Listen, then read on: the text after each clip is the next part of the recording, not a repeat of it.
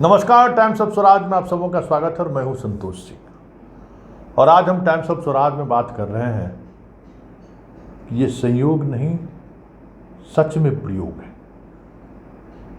और ऐसा लग रहा है कि यह प्रयोग बहुत बृहद पैमाने पर चल रहा है, मतलब बड़े स्तर पर इस तरीके का प्रयोग चल रहा है। प्रयोग की वजह 2024 ही हो, ये दावे के साथ नहीं कहा जा सकता है, लेकिन 24 में इस प्रयोग के सहारे एक बार फिर से लोकसभा चुनाव साधने की कोशिश हो रही है, ये साफ जरूर दिख रहा है। हम बात कर रहे हैं कनाडा और भारत के बीच जो इन दिनों तल्खी बढ़ी है उस संदर्भ में। देखिए, ये बहुत ही संवेदनशील मसला है और इस मसले पर दावे के साथ कुछ भी कहना राष्ट्रहित में नहीं है। इसलिए मैं उन तमाम चीज़ों को आपकी नज़रिया से, अपने नज़रिया से, देश की नज़रिया से देखने और समझने की कोशिश कर रहे हैं। जो कुछ भी बातें हमारे और आपके बीच हो रही है वो सिर्फ अलग अलग जगहों पर जो घटनाएं घट रही हैं उस घटना के आधार पर ये विश्लेषण मात्र है। कोई ज़रूरी नहीं है कि मेरा वो विश्लेषण 100% सही हो, लेकिन हम विश्लेषण का जो मेरा आधार है और जिस तरीके से मैं प्रधानमंत्री मोदी के कामकाज करने की शैली पर नज़र रखता हूँ, और कई मौके ऐसे आए हैं जब वो क्या करने वाले हैं इसका अंदेशा हमें लगने लगता है कि इस मामले में वो इस तरीके के कदम उठा सकते हैं। उसकी वजह है उनके कामकाज की लगातार परीक्षण करना। देखिए, कनाडा के राष्ट्रपति का प्लेन खराब होना, G20 में वो आए थे, उनका प्लेन खराब होना, 2 दिन तक बने रहना, भारत के प्लेन का इस्तेमाल नहीं करना, मीडिया में तो यही छोटी छोटी खबरें आई।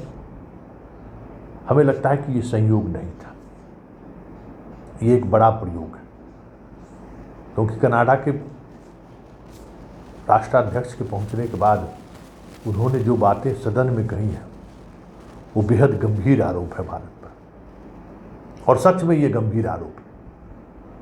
और इस आरोप के साथ पाकिस्तान ने भी हामी यहाँ लगाया है कि हमारे यहाँ भी जो खालिस्तानी नेता की हत्या हुई है उसमें भी रॉ का हाथ है। और कनाडा के राष्ट्राध्यक्ष ने तो ये आरोप लगा ही दिया है कि हमने मोदी से भी इस मसले पर बात की। आखिर अचानक ये समझने की बात है कि जो इस खालिस्तान का नामो निशान मिट गया था 2-3 वर्ष पहले तक, मतलब पंजाब के विधानसभा चुनाव से पहले खालिस्तानी कनाडा में है कि लंदन में है, कहाँ है, कहीं कुछ दिखाई नहीं दे रहा था। अचानक ये शब्द फिर से हमारे आपके जेहन में कैसे आना शुरू हो गया। जब इस बात को गौर करेंगे तो आपको लगेगा कि कुछ चीज़ें इंटरनेशनल स्तर पर चल रही हैं, और उस इंटरनेशनल स्तर पर जो चीज़ें चल रही हैं उन चीज़ों को अपने देश के अंदर जो चीज़ें चल रही हैं उनके साथ जब आप जोड़ने की कोशिश करेंगे तब आपको लगेगा कि वाकई में ये संयोग नहीं, एक बड़ा प्रयोग है। और प्रयोग इस तरीके का है कि इस देश को जो बड़ी मुश्किल से हमारे पुरखों ने संविधान सभा के घंटों घंटों बहस के बाद हर किसी के समस्या का समाधान निकालते निकालते जो एक शक्ल दिया, कहीं न कहीं आज वोट की वजह से ही सही उस शक्ल को बिगाड़ने की कोशिश ज़रूर हो रही है। एक दौर में, इंदिरा गांधी के भी दौर में ये चीज़ें हुई। श्रीलंका में जो विद्रोह हुआ उस विद्रोह का तमिलनाडु पर इफेक्ट पड़ा और उसमें हमारे देश की क्या भूमिका रही कहने की जरूरत नहीं रहा। खालिस्तान आंदोलन को लेकर, भिंडरावाले को लेकर किस तरीके की राजनीति हुई उसमें इंदिरा गांधी की क्या भूमिका रही कहने की बात नहीं है। बंगाल में जो कुछ भी हुआ वामपंथ के नाम पर इंदिरा गांधी की क्या भूमिका रही, ये सारी चीज़ें इतिहास के पन्नों में दर्ज है। और उस दौर में भी ये संयोग नहीं था, ये एक बड़ा प्रयोग था, और उस प्रयोग की वजह से हमने 2-2 प्रधानमंत्री को खोया, हजारों जानें गई, अनगिनत लोग मारे गए, बम दिल्ली में चलना लोगों का मुश्किल हो गया। कैसा माहौल बना था उस वक्त देश को, सोच लीजिए। आज देश उसी दिशा में बढ़ रहा है। आप देख रहे हैं कि कुकी और मैत्रेय आमने सामने है, मतलब नॉर्थ ईस्ट के जो हिंदू हैं और जो क्रिश्चियन हैं वो आमने सामने हैं, जो जनजातीय जाति हैं वो और हिंदू आमने सामने हैं। और ये एक पूरी रणनीति के तहत ऐसा लगता है, और कई मौके पर ये देखने को भी मिला है कि पूरी रणनीति के तहत ये सारी चीज़ें खेली जा रही है। इसका लाभ किसको मिलेगा आप बेहतर समझ सकते हैं। जब बहुसंख्यक समाज के अंदर में अगर ये डर बैठाया जाए कि अल्पसंख्यक समाज आपको नुकसान पहुंचा सकता है, तो फिर समझ सकते हैं उस डर का लाभ कौन उठा सकता है। क्योंकि शुरुआती दिनों में जब मोदी की सरकार बनी थी तो हिंदुस्तान में हिंदू और मुसलमानों की नैरेटिव को बड़ी तेज़ी से फैलाया गया। लव जिहाद, गौ हत्या, मतलब कितने तरीके की चीज़ें चली। लोगों बात बात पर हम लोग आपस में लड़ने झगड़ने लगे।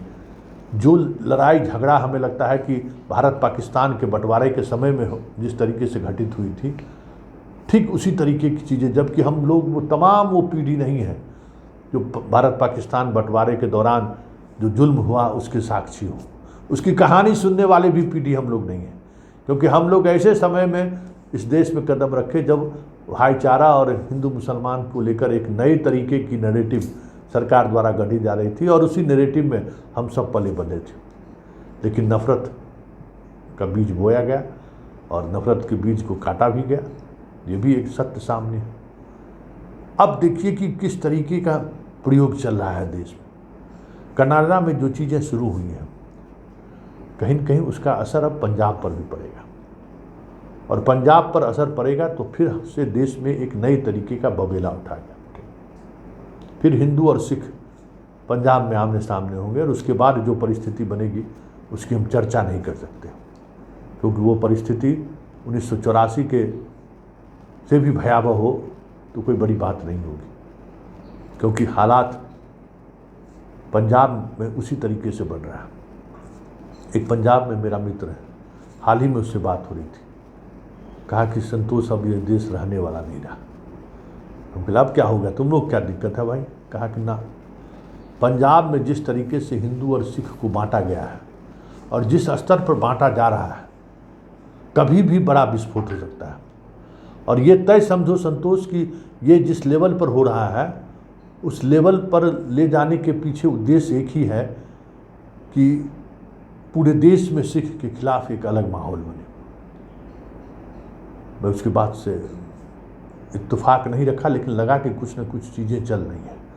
और ये जो कनाडा का प्रोसेस है, कनाडा में जो चीज़ें चल रही हैं, उसके बाद उस मित्र की बात को हमें लगा कि नहीं, वो कहीं न कहीं ये साजिश को वो समझ रहा है, जिस साजिश को हम लोग नहीं समझ रहे।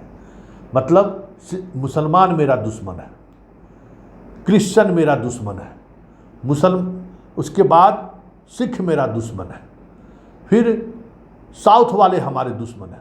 जी हाँ, साउथ के लोगों का के खिलाफ जिस तरीके का माहौल बनाया गया, देखिए संसद भवन में जो जिस तरीके से पूजा पाठ के साथ दंड लाया गया था, उस दंड के खिलाफ तमिलनाडु में बड़ा आंदोलन हो चुका है। और जिस मठ से लाया गया था उस मठ के पुजारी के खिलाफ ज़बरदस्त आंदोलन पेरियार के ज़माने में चल चुका है, और पूरी तरह से ब्राह्मण के व्यवस्था को वहाँ के लोगों ने ध्वस्त कर दिया था। बहुत ही उस तरीके का हमें लगता है कि द्वंद्व ब्राह्मण वर्सेस अदर्स कहीं नहीं हुआ था, और उतनी रूढ़िवादिता और किसी राज्य में भी नहीं होगा जितने साउथ के उस राज्यों में रहा होगा कि कपड़ा नहीं पहनना है, गर्दन में घड़ा लटका के चलना है, कुआं पर नहीं जाने देना। ये सारी चीज़ें तो बिहार में हम लोगों ने कभी नहीं देखी। उस तरीके के का शोषण वहाँ लोगों ने झेला है, और उस शोषण को तोड़कर नए तरीके से चीज़ों को बहाल किया है।